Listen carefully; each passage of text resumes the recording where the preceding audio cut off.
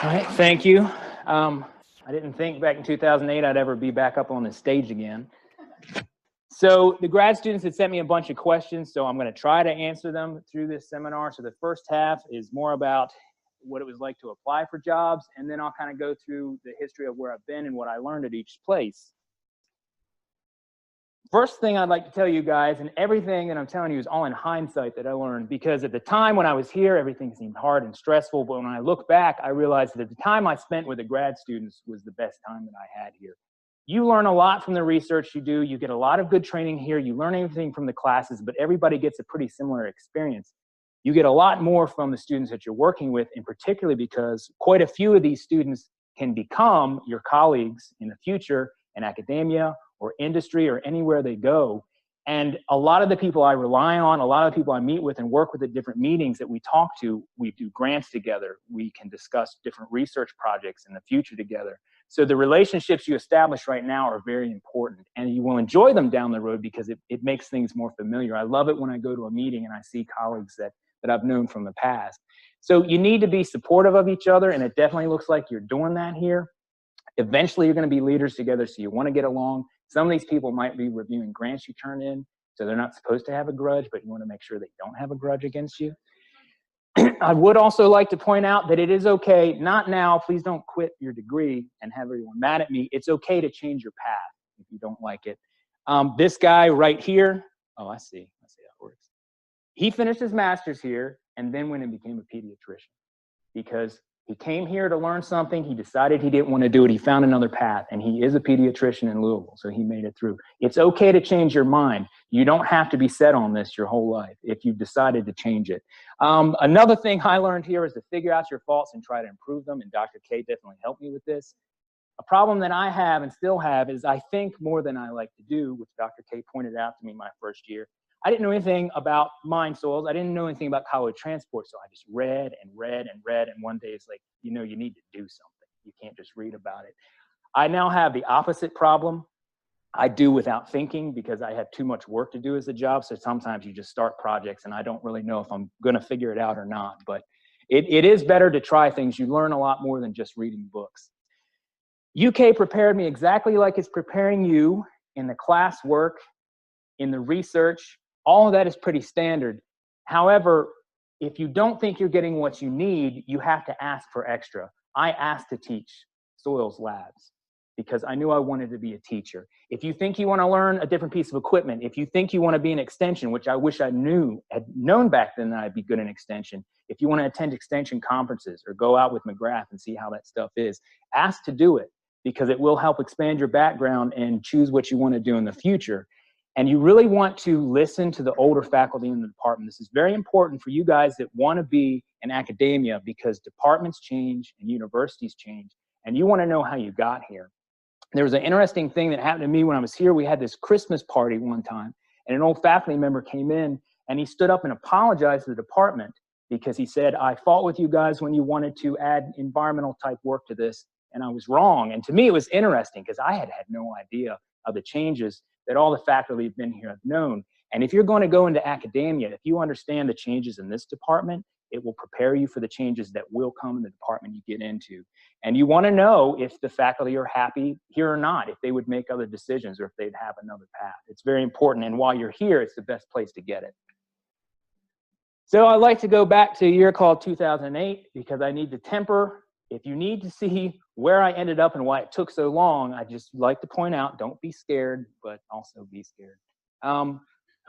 Here's where I finished, May 2008.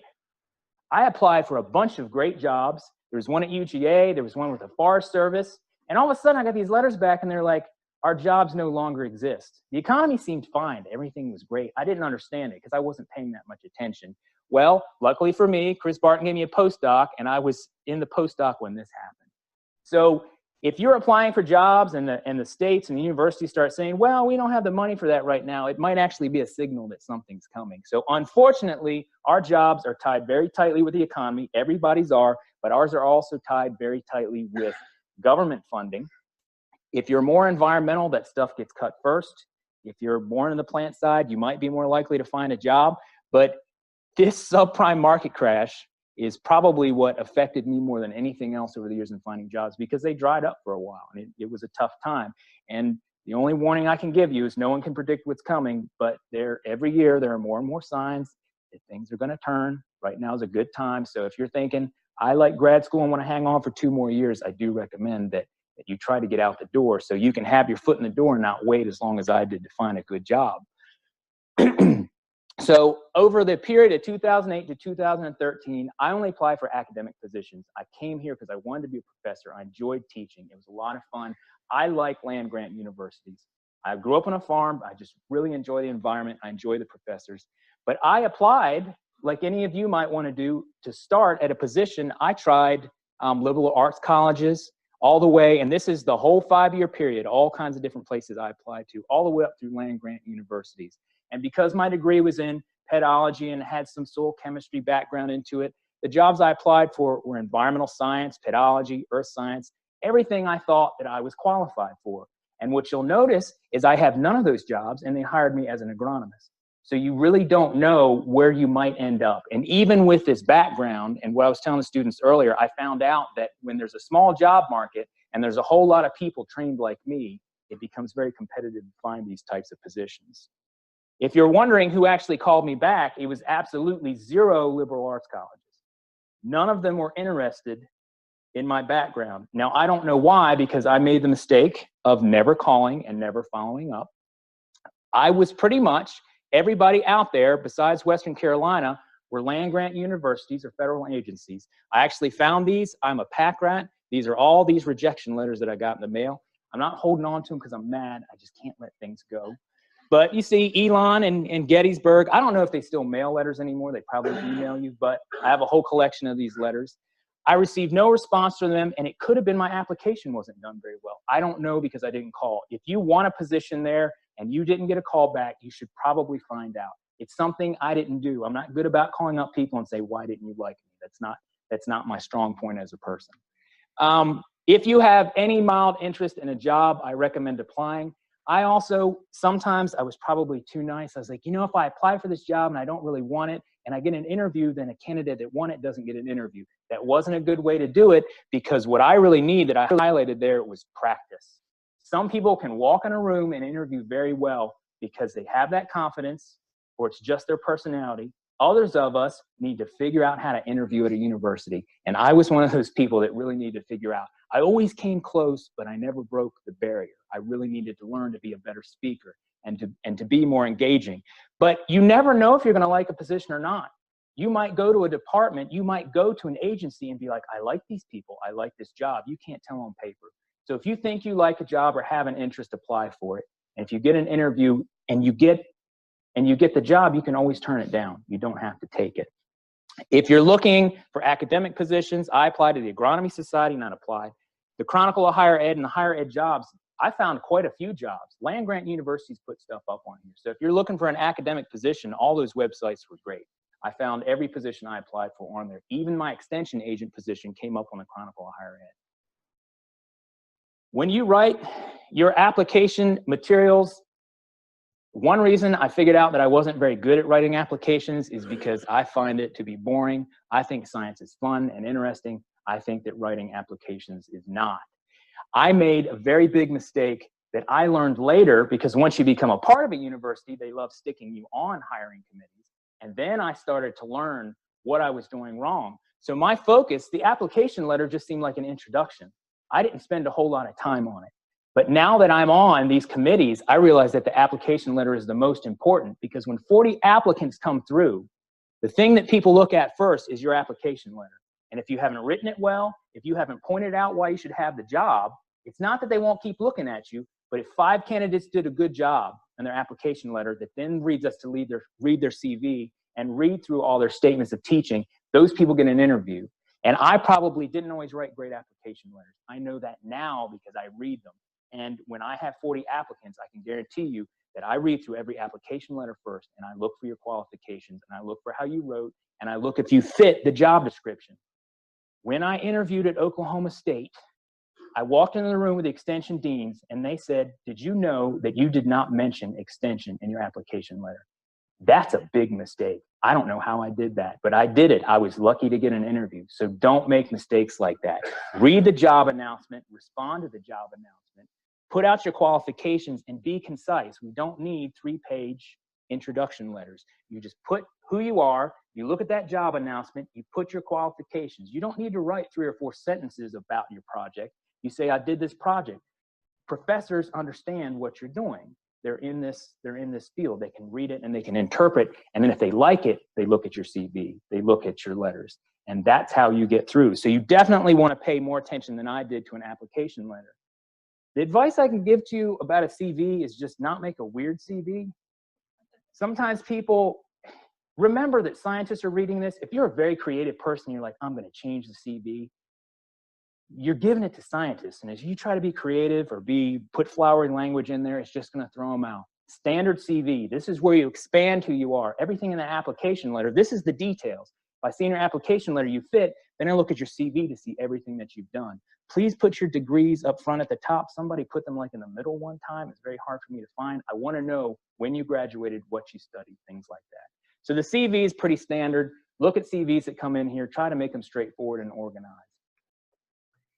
The statements of teaching, research, or extension that you have to do, I spent more time on these because I thought people really paid attention to them. What I've seen on committees is they do once they get past your application letter and your CV.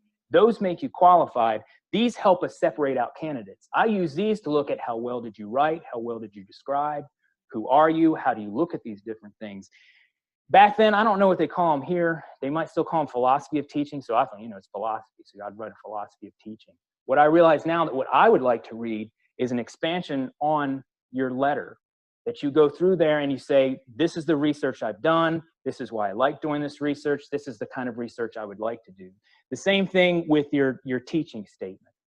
So you don't need to put all this philosophy, you don't need a 3-page one. We need to see who you are and see if you qualify, because if there's 40 applicants, no one has time to read 200 pages of research statements. So when will you hear back? This can be the problem for people. You never really know when you're going to hear back, and there's a difference between master students and PhDs. So if you're going for a faculty position, they probably want that filled pretty quick. And if there's a good chair of the committee, then it's already been planned out when we're going to meet. And we might meet as soon as the closing date comes within a week, and we might have candidates on the phone within 2 weeks or even that week, and might have somebody in within a month. In most cases, what I've seen with academic positions is that within a month, if you haven't heard, you're probably not at the top of the list. Unfortunately, if you're a master's student going for some positions, I have seen that because they're not as much of a hurry for some of the positions at universities that I had to deal with, if there wasn't a good chair, it could be 6 months, which was not good because you lost candidates in that process. So, but if you're going for a faculty position, you should hear within the first month in most cases because it wants to be filled. They need this person in there to bring in the grant funding, to teach the classes, to do the research. So it should happen pretty quickly.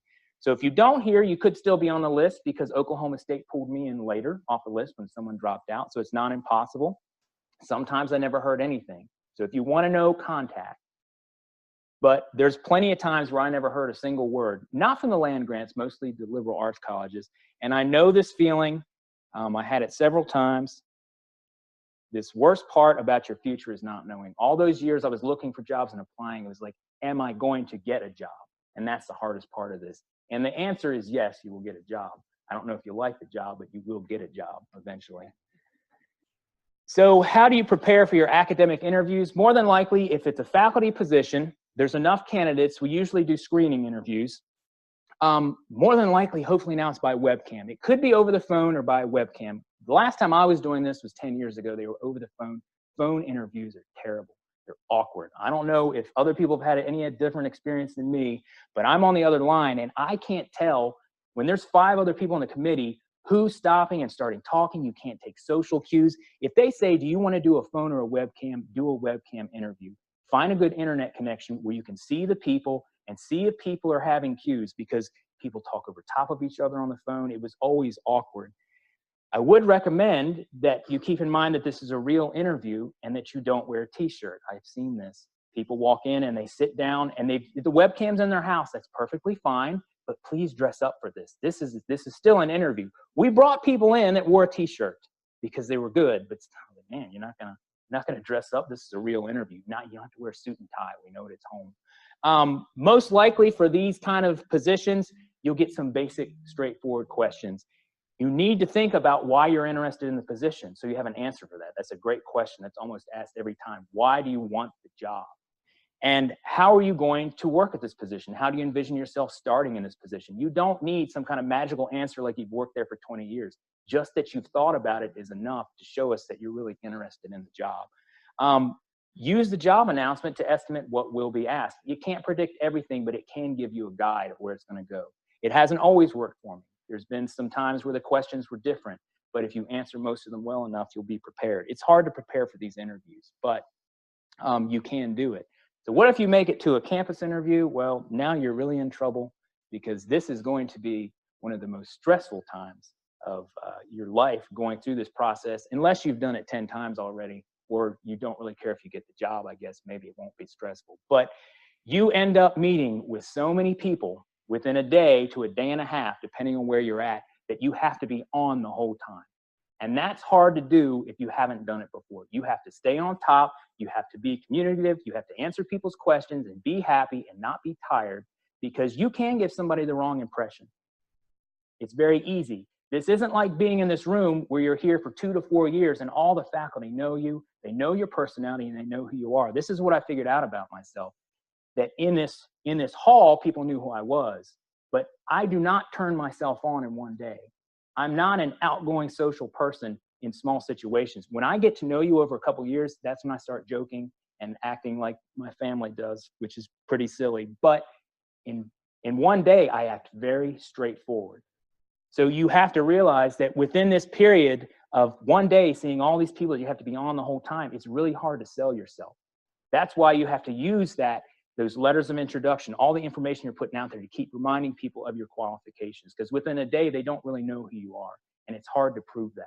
And if you don't get a job, that's one of the bigger reasons. It's hard to prove who you are in one day, but they can't have, interviews last over months to get to know you. It's not like a social hour. They have to take all this information and make a judgment. If you do a research seminar, don't assume, this is something else I learned, you can't assume that all the faculty read your CV. The committee has. The faculty's busy. They might skim through it. There might be people that read every page. Other people are running in here after class or after a project to see who you are, and they don't have time to read your CV. So use that research seminar to talk about your research, but also try to summarize that research statement again. Remind everybody of the stuff that you've done. Because if you want to make sure that you're showing that you're qualified for the position, you have to put that information out there. And you don't have to impress anybody with your knowledge, because you're in a room full of very smart people that know a lot about this stuff. So you don't have to lay out all this terminology. Keep it straightforward, show that you can communicate. The same thing with a teaching seminar. Eventually, what I figured out with a teaching seminar was I started putting my teaching extension vision into it. I didn't just come in and teach, because even though they didn't ask for it, it's just a slide. But it was helpful to the faculty because they didn't have time to look at all this. I'm like, look, this is what I've done in teaching in the past. This is my vision for the position. If they don't ask for it, put it in. You need to get everything about you and why you're qualified in front of everybody, because it's easy for people to miss that. This is harder to, you will take it personally, probably the first day. It's hard to get rejected for a position. It is. For most people. Some people probably weren't rejected, but I was several times, as you can see over here. It's easier said than done, but the truth is, it really is about the right fit. When they tell you you weren't the right fit, it means somebody came in and did a better job. Every single job I didn't get, I always go check who they hired, and they were all very qualified people, and I could see why they hired that person. Could I have done the job in some of the cases? Yes, but I didn't prove myself in the room. It's fine. Don't take it personal. Move on until you find a way to learn about yourself and make sure you can prove yourself in the next job. The good news is the longer you go, there's people you're competing with that get jobs. Eventually, you're not competing with them, and then you can actually take that position. So, like I'll tell you, it's extremely difficult to prove yourself to other faculty in one day. It just is. There's no getting around that. But if you come through and show yourself and show who you are and try to keep your personality happy all day, you can make it through something like this. And if you don't get the job, ask for input on improvement, which is, I'm telling you, advice that I did not take. I wish I had. I probably would have gotten better sooner at it if I had actually listened or asked questions. So I know not all of you grad students are obviously going for academic positions. What should you expect if you're a master's student? Because I've sat on plenty of these committees where we hired master's students. It's usually less grueling, although it's still going to be stressful. If you're pulled into a room and you're getting interviewed and asked questions, sometimes we've had, for certain projects, we have faculty extension assistants at University of Maryland, master's level only, they still give presentations. They still have to interview. So it can still be a little bit stressful, especially if you haven't done it. But all that application advice remains the same. I saw the same thing, not reading the job description, not knowing how you fit, writing a concise application with the qualifications so we can read it. All that stuff is the same. The bigger issues I saw with people coming in with bachelor's and master's positions was they wouldn't research the position for which they applied. The title of the job and their degree matched, so they applied for it. That's what they did. And then they would come in and we say, what are you going to do as a nutrient management advisor? They didn't know what a nutrient management advisor was. Their degree was fine, but the candidate that comes in that studied the agriculture in our region and could talk about what nutrient management was, that candidate got the job. The candidate that had not studied why they wanted the position or what the position was hurts them. If they're the best candidate, then yes, that person probably got hired. But if someone in there comes in and has researched and has really great answers, that's the person that ends up getting hired in that position. So make sure that you study. If you want a job, you have to work for it. Make sure you know where you're going. Prove that you want the position by figuring out why you want the position. So all that advice I'm giving you is what I learned over my last 10 years of my career. My first postdoc was here at the forestry department. What happened, I did get an interview with Western Carolina University. I didn't get the job. And Chris Barton saw I didn't get it and said, hey, I'd like to have you work on this postdoc. So this thing about who you know is very important. When I finished my master's, I had no job, but Mark Alley, the fertility specialist there, had just lost his technician who went back to New Zealand. He saw I graduated. He knew me because I worked there. He knew I worked hard. He hired me. Chris Barton was on my committee. He knew me. He hired me. So when I talk about the good old boy network, it's not always bad. Sometimes it's just about people trusting already and knowing you can do the job. And I'm very grateful for Chris to hire me, one, because I had a job out of grad school. But this project taught me a lot as well. It was a fun project for me to do because this is when I could start reflecting back on myself and the path I had taken. Because I grew up on a farm, I chose soils because I really liked it, but the path I took, I had to learn what I liked about it and the direction I wanted to go, which has obviously changed over time. And this project really did help me remember why in 1999, I really liked soil science, and it was that soil formation and genesis side of it. Because there was this question I always had about mineralogy, because we talk about soils at time zero and soils that are very old and how did they get there. And man, it'd be great if we could just set up a project. And here, Chris just handed it to me. He'd already set it up. He has all these different rock types that they put out there, these different sandstones and shales that started at time zero. And we did all this mineralogy work and research on it. So, and this project got me another paper this year because he went back out and did some more research and tacked me on the paper. So this has been a great project to teach me, but it helped me reflect as I did this project. I'm walking across this rock with this pole so we can do surveying, and it wasn't a lot of fun, but I kept doing it because I knew it was going to get some research I was very interested in.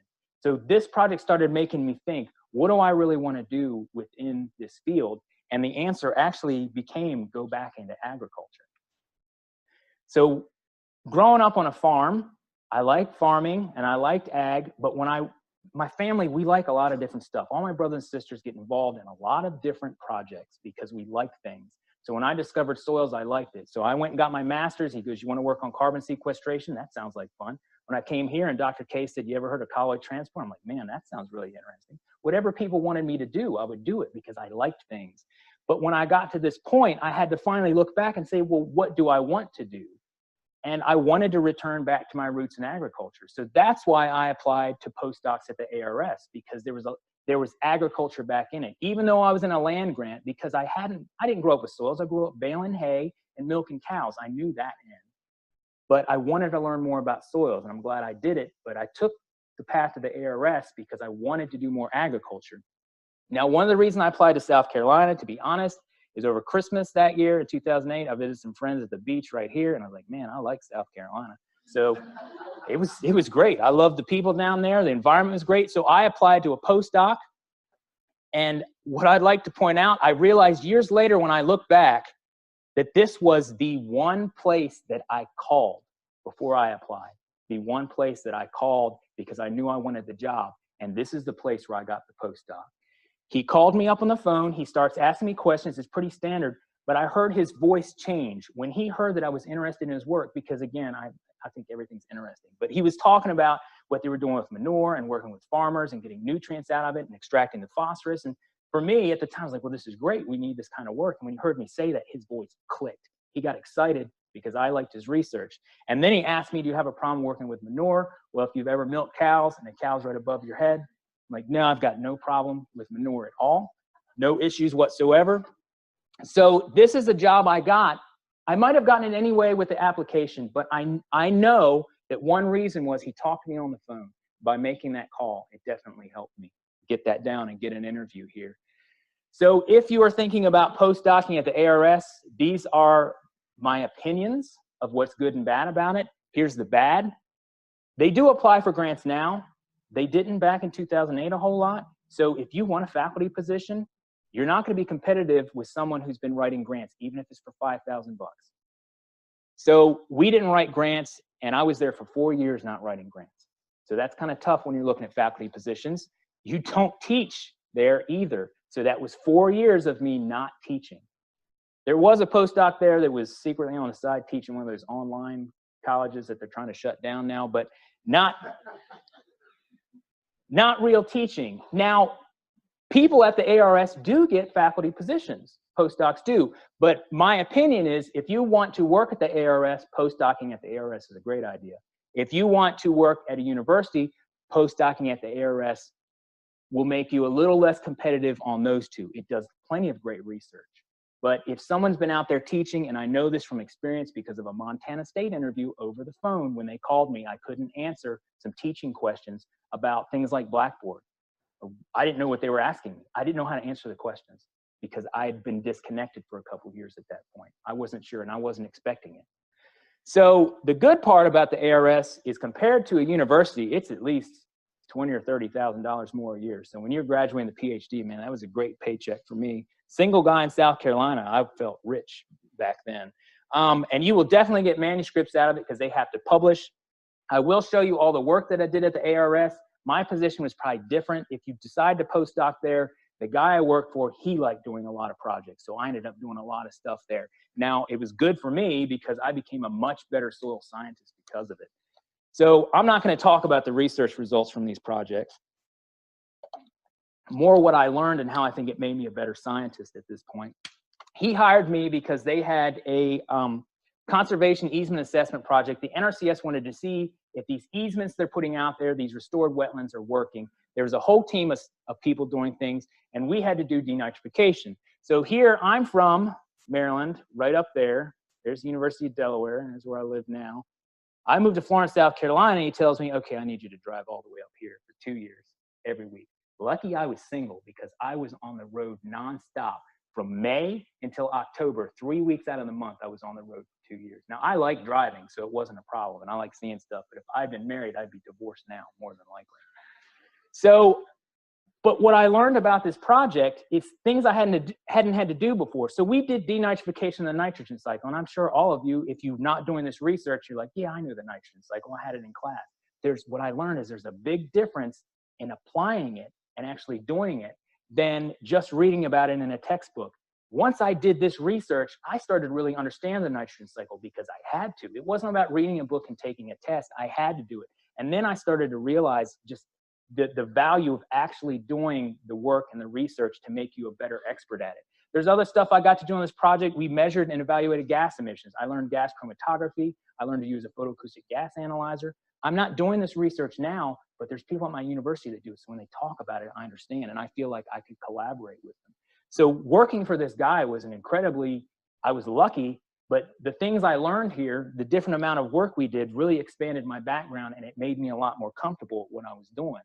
We did a bunch of other denitrification research. We took boats out on the hog lagoons.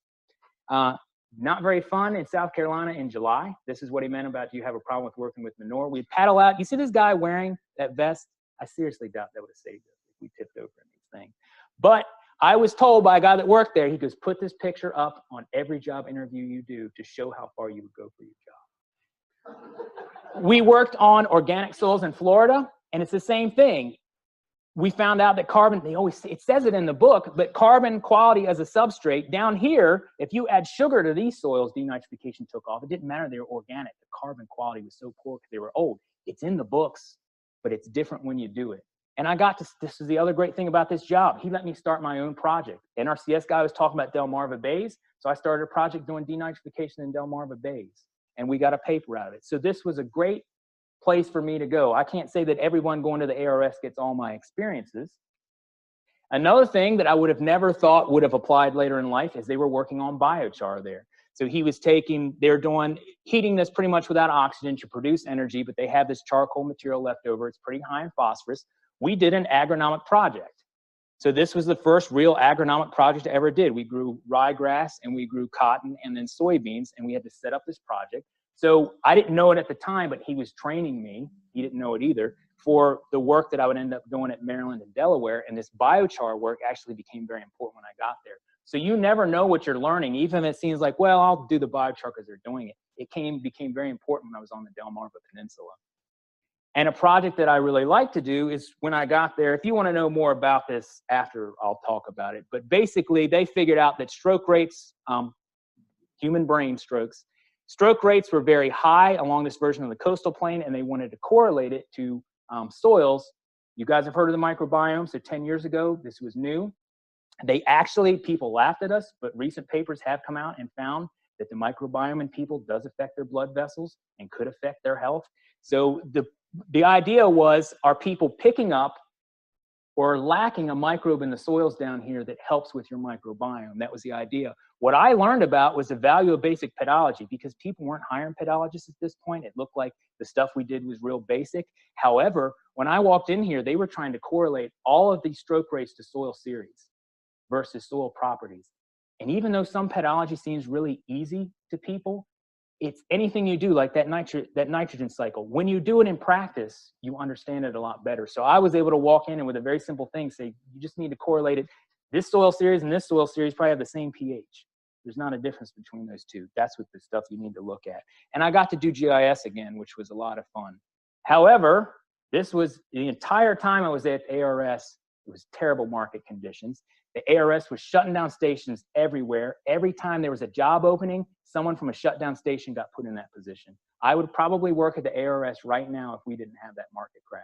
There was a job right next to me that opened up. I'm pretty sure my boss would have slipped me into it. But that's not what happened. I had to come to a decision. I had to change my mind and change my career direction. And I actually gave up on pedology at this point. I looked and said, the market's not the same for me. Even if it comes back in 5 years, do I want to wait 5 years? I had to make a decision about doing things. One decision I made, which was a learning experience, and you can see I'm not doing it now, is I taught middle school for 4 months. And I'm actually in their yearbook, if you look it up. The technician I worked with, his wife was a vice principal. My postdoc was coming up. Positions weren't existing, and they wanted somebody to step in. And this is the hardest job I've ever had. This job I have now is the most stressful. This is the hardest job I've ever had. 90 kids all day long teaching the same stuff that don't want to pay attention. But the funny thing is, I don't tell the students at UD, but I learn things from teaching middle school students that I do to college students now, like about how much they're going to pay attention. I give them open note quizzes because I'm like, I know this is the only way you're going to read your notes. I learned that with middle school kids. So I kind of teach the college level kids like I taught the middle school kids now, because they don't care about soil fertility. I'm like, I'm going to force this in your brain somehow. So that's what I had to do to those kids, but I learned from it. Still, I didn't want to do it because they told me I had to go back to school. I'm like, I understand, but I already have a PhD, and I'm not going back to school now. So I had to make another decision. And it pretty much, unlike I'm sure everybody, we had a farm and I could go back to it. And there was this immense relief to me because I'd sat through these market conditions. I tried to get jobs and couldn't get them. But when I made the decision to go back to the farm, I felt this burden lifted because I was back in control of my life. And I had no idea where I was going to end up. The day I moved back, I saw this extension agent. I grew up in 4-H in Maryland. I was like, yeah, I'd love to be an extension ag agent and work with farmers I grew up again. That sounds like a great career. I applied for it. And within 4 months, I was working there. I had interviews right away. 4 months from moving back to Maryland, I had a career in extension in Maryland. I had no idea when I made that decision. So you just don't know what's coming down the road. Sometimes you just take a shot and go somewhere and see what happens. And this benefited me a lot because, unfortunately for Maryland, all their training got me the job at Delaware. But I really did not go here for a stepping stone. I grew up on a farm. I thought, you know what? An extension agent job will be pretty easy compared to professor, and maybe some things are easier. Unfortunately, Maryland has tenure track ag agents, so you get pulled into the same politics on campus that other people were. I thought, I'll be separate from this. They're like, you know, this job's tenure track, right? So you have to publish and you have to do research. Not the same level, but they expect it. Still, here's the problem now that I had. I was not trained in extension. And so when you come out here and everyone starts talking to you about extension programming, extension programming doesn't make sense to you do it. Because I remember people said the word program. I was like, what does that mean? I had no idea what they were talking about. What is programming and how you do it? And although I thought I'd be an agronomist at Maryland, McGrath can tell you about the regulations there. I spent my first year trying to figure out what a MAFO was and a CAFO was and all these different regulations that Maryland had, because that's what farmers were concerned about. I couldn't sit down and learn about agronomy and get out into the field. I had to figure out how to do this job. But I did try to springboard the job by using what I already knew, what I already learned. Even though it was an agronomy position, I looked across the state. Not a whole lot of the extension agents had a strong soils background. I was like, okay, I can start with soils. I could use what I have. It's tenure track. I need to get publications out, so I'll do soils. The great thing about biochar is with the poultry litter industry we had there, all these people were coming in with these solutions like, all right, we're going to do pyrolysis, we're going to do anaerobic digestion. So I used all the information I had on biochar to write fact sheets that were non-biased, but were basically to let everyone in government know what this stuff did so they weren't bamboozled. They were anyway. The state of Maryland has just shoved grant money out to people that hasn't amounted to much in most cases. I'm not there and I don't work there anymore, so I can say that. But that was the fun part of doing extension, was using what I knew to start a program. And then I also used it to learn other things I wanted to know in the background. You have so much freedom in extension that you can really expand what you're doing and what you know through the programming that they have. So I started with soils. I wrote a lot of different fact sheets, not a lot, I wasn't there that long, but fact sheets on soil properties. I wanted to know more about soil pH besides what I'd learned in class. I read everything I could get my hands on. I used it to work what they call work smarter, not harder. I wrote 3 articles in a newsletter that then I compiled into a fact sheet and ended up giving 7 presentations. So you take something like that, you don't try to do a bunch of different stuff. You really expand it out so you can get a lot of stuff listed down. It makes, well, you were working hard, but it really impacts people when you spread stuff out like that instead of doing a bunch of different things. But then I also did things, I knew nothing about precision soil sampling. I always liked precision ag, but I couldn't learn about it. So I used the opportunity to write fact sheets and do presentations to teach myself so I could teach others, which is extension's job in a lot of cases. You don't always know the material that you're asked to cover. I was asked to cover record keeping for farmers and how to select a farm site. There's all kinds of stuff that you have to figure out to do. So extension can be fun. It can also be stressful because sometimes you get thrown into areas that you don't know. The other great thing is all these years I'd wanted to teach, well, now you have complete freedom as an extension agent to do this. And I was able to create a short soils course, just 4 days at a community college. And people liked it so much, some farmers came and said, we need it out in the counties. And I took it out to the counties. And this is where I learned why I loved extension so much, because farmers don't demand high-level information. Like when you're sitting in here trying to do all these calculations and figure out this research to do some advanced publication to be famous, farmers are just like, what is CEC? You know, how much calcium do I add? And it's great because I love that, because they really appreciate it when you can explain basic soil science to them. And it makes me feel like I'm needed when you go out there and you give these courses that are intro level material, and farmers really enjoy it. So I really started finding that I enjoyed extension and I enjoyed doing this outreach type work. And just by trying, remember that saying I said, well, I was taught that I thought too much. I just kept trying things. And that's how I found a need. In extension, they like you to do needs assessments and figure out things. And most of your needs assessments don't always, to me, tell you a lot. It's the response you get from the crowd when you go out in the field tells me what I need to do in most cases. So all of this different work, and what I'm trying to point out about all this different extension outreach work, is what got me recognition, because you will get different opinions And no matter where you work, there's going to be the ladder climbers that like to rub elbows and the people that do work. And I was always given this advice: you need to go meet these people, you need to go to that. And I refused to do it because I was stubborn. Instead, I did as much work as I possibly could at this job. I did as much output as I could to get attention. I'm like, I'm not going to go to this meeting so this guy knows who I am. He's going to be told by a farmer who I am. That's what I wanted out of this. And it did work. They gave me the junior off-campus faculty award at Maryland, and then a month later I said, sorry, I'm leaving for Delaware. But all of this type of stuff, and my point to you about if you're struggling to find a job or get somewhere, one of the reasons I took this position was because I knew I couldn't prove myself in those interviews, but I knew if I finally had a position, I could work hard enough to show people that I can get it done. And so I used Maryland to do all this work. Again, it wasn't supposed to be a stepping stone. It was just to prove myself to myself and the others around me. It was a great job. I really enjoyed it. Again, it was tenure track. The job I have now is not tenure track. The problem and the reason that I moved to UD is my county office was small. It had 4 people. Many times they weren't in the office. You'd have to sit there and man it all day. You couldn't get out on the field. It wasn't what I thought it was. It wasn't the extension agent from the 80s that I was kind of more familiar with.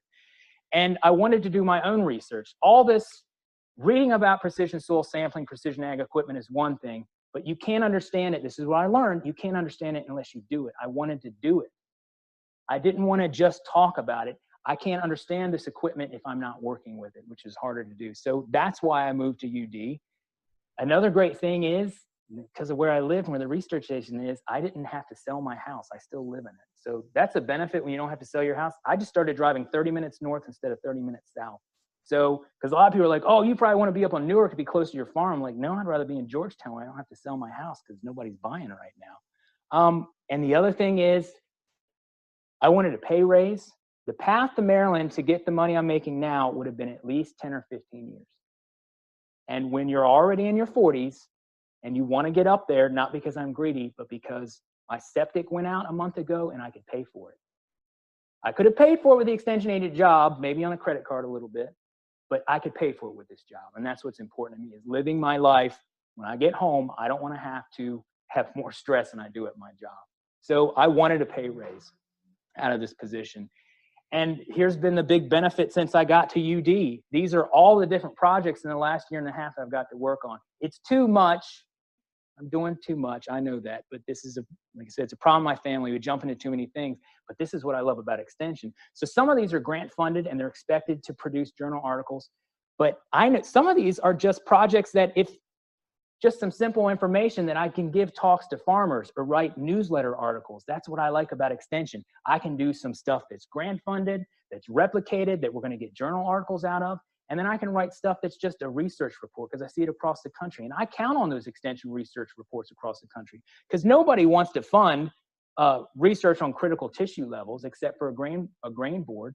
But now I can have this information. If I go before farmers with this information, even if it's not some giant replicated study that's published in Nature, they don't care. It's information that they want. And then on the other side, we can do the saltwater intrusion work that's looking at what crops might fit in here, or how do we manage this land because the Chesapeake Bay is, you can see all this dead crop right here. We have a lot of salt water coming up from the bay. Some of these projects are to make me a better agronomist, because I still would say I'm a soil scientist, not an agronomist. And some of this stuff is to help me teach and learn and get into the future. So this was the reason I went to UD. All the other extension stuff at Maryland was great.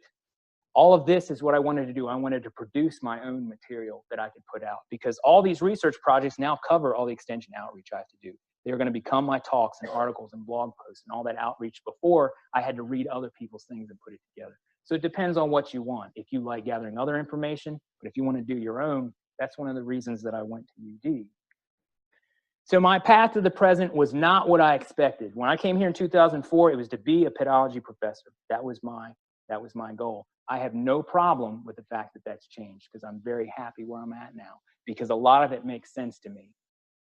I didn't know it because I fell so in love with soils that I would want to return back to being an agronomist or a soil fertility specialist with farmers, because I wanted to help people I grew up with. When I was here, I had to walk across the hall to talk to the agronomist. When my sister would call me on the farm and say, what's this product and how do I use it? I didn't know, even though I was trained in this material. I didn't know how to use it. Now she calls me and I can give her answers without looking stuff up. And that's what I want from growing up on a farm. It's strange as it may sound. I liked academia, but I really like it when a farmer can call me because I grew up in this. It's like the boy, you know, that runs off to see the world and returns home. That's kind of how I feel. I like working in the agricultural community because it reminds me of being a kid.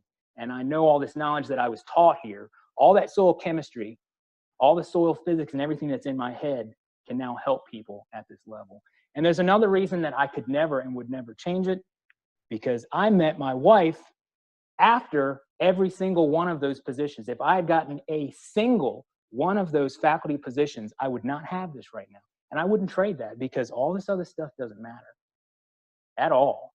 I'll throw away the job, not today, but I'll throw away the job if it's going to change anything here. Because in the end, me and my friend Paul Shoemaker that were here, we'd always talk about, well, what if I'd made another decision? What if I'd gone to Oregon for my master's? I was like, what if you got hit by a bus in Oregon? You don't know. You only know where you've been. You have to make the most of it. So I know my path led me to this, and I'm perfectly fine with it. But you have to take control of where you're at. So, there's some things in extension. Sometimes people just start complaining and complaining about it in some of these offices. I'm like, if you're going to complain, either do something about it or find a way to make your life better. So if you don't like where you're at, try to make another decision. And that's why you see a question mark right here. I'm not planning on leaving UD, but I leave it completely open if I'm not satisfied in 10 years to try to find somewhere else to go. It is difficult when you have a PhD to do that, but I'll always keep my eye open. So are there any questions about anything that I didn't cover or anything in the presentation?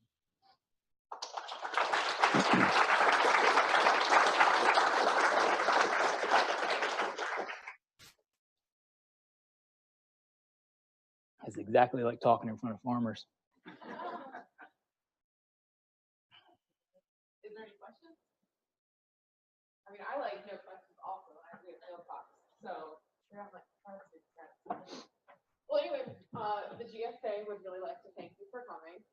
So the Early Alumni Career Award is new this year. At the beginning of the year, we were presented with a chance of bringing in a seminar speaker that the grad students wanted to hear about. Okay. And so we chose professional development and all the questions that we sent you about your job, why did you choose these postdocs, what did you learn? Because those are questions that we have now that we really want some answers to with some honesty about, which you can get. So with that, we'd like to present you with an award so you can put on your CV. Okay, all right. Stuff. And so yeah, congratulations. Thank you. Thank you very much. Thank you. Thank you.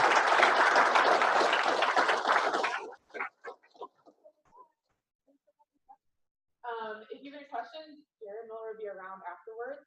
And we are going to go to Mirror Twin Brewery afterwards if you would also like to. So, thank you for coming. All right, thank you.